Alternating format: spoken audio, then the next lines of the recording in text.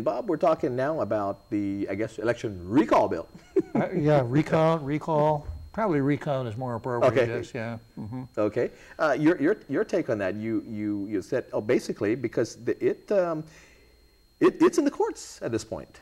That's correct, and that's exactly where it belongs. Mm-hmm. If we have a well-structured election challenge mechanism in Code Title III of our code, so that one who would challenge the results of an election has a remedy through the courts. The legislature is not a court, although it took it upon itself to act like a court during the development of that bill that would require the recount.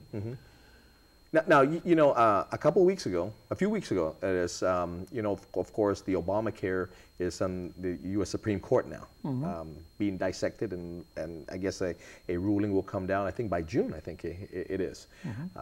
Obama got a lot of flack for saying, hey, how could the courts rule on something that was passed by elected officials, which is really inappropriate because there are definitely separations of powers. And it went there for the judicial review, whether or not that is constitutional, whether or not the federal government can tell every state, every individual to buy certain items, certain things. Right. And this is, in a way, kind of similar. in a sense where I don't like what you're saying, so I'm going to change it because I have a power in legislature to disavow what it is that you rule on. Yeah. Well, I didn't really like the way it came out, so we're just going to have to keep doing it till we get it right. Well, what repercussions then can we get for something like that? If something is already in the courts, they're making a ruling on something like that, and then the legislature kind of intervenes and does something else. What repercussions are there?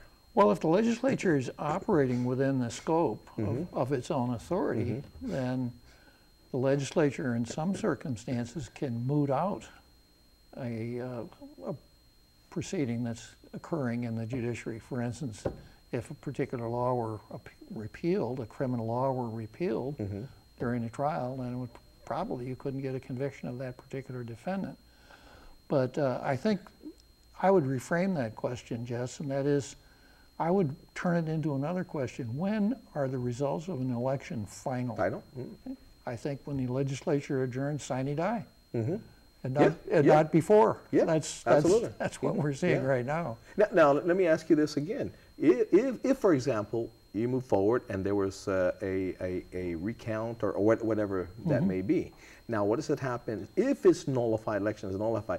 The actions, it's not just an action of a particular position, that you would have to nullify all elections, right? Would you nullify also the legislative and the I guess the board at the time, and the not the delegate, but whichever offices were elected at the time? You're saying if the legislature passed such a law? Well, that's a hard question to answer, Jess, because I suspect that it's never happened before. Probably no one has ever even thought of it before. But the law does sort of pay attention to the concept of finality, and I suspect, my suspicion would be that once you've counted the votes and an election is certified and the office holders are sworn in, it would take an awful lot to reverse that process. I would think so. I would think so, especially 2 years out. 2 years into a term? Yeah. Anyway, hey Bob, we got to go. You know what? I'm going to invite you back again.